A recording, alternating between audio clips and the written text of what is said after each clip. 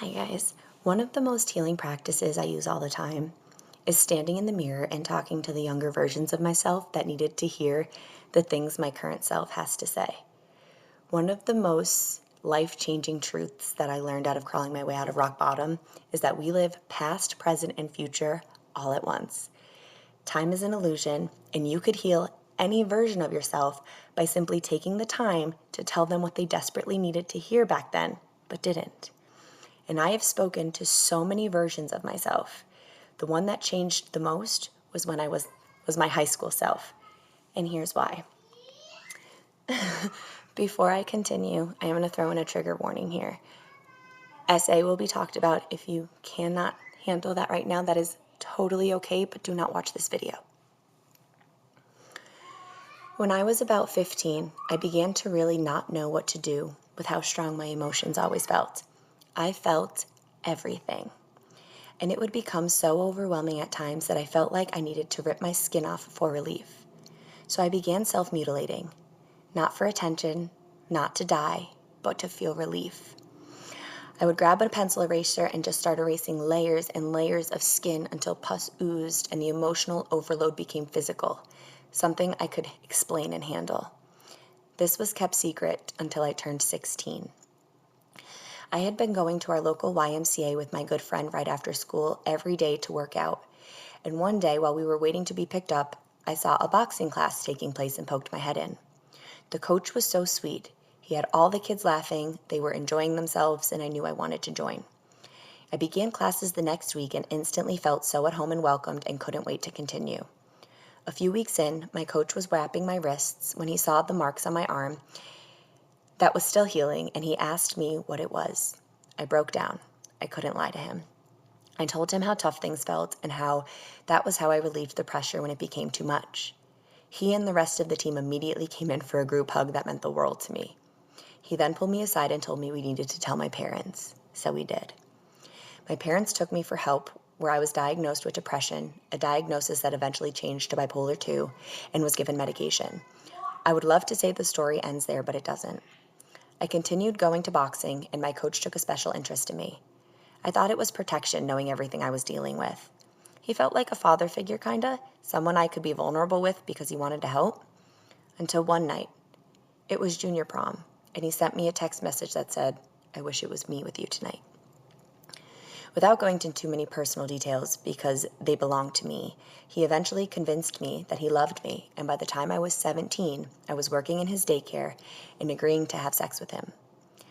By the time I was 18, he convinced me my dad was the enemy, and that I would be safer with him. His wife moved to the living room, and he moved me into his bedroom with his son across the hall. It's where I remained for the next 4 months. I almost failed my senior year because I could only go to school when he said it was okay. I couldn't talk to anyone. He even would make me sit in the basement bathroom on lunch so I could hide on the phone with him to make sure I wasn't talking to anyone. By this point, he took me off my medication and I was very disoriented. I don't even remember everything from those 4 months. Eventually, that same friend I was working out with 2 years earlier saved me by helping me sneak out of school early and driving me straight to my parents. I hated myself. I said yes to him. I allowed myself to believe everything he said. I was an accomplice. I hurt my family. This was all my fault.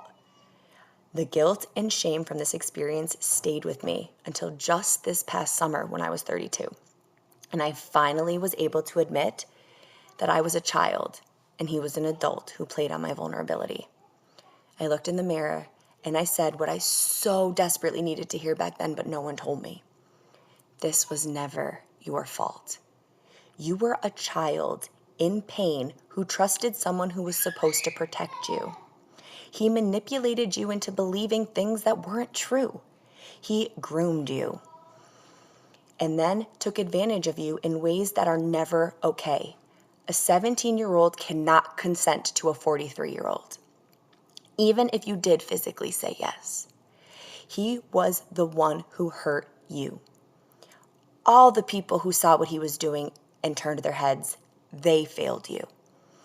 You didn't do anything wrong. You were a child.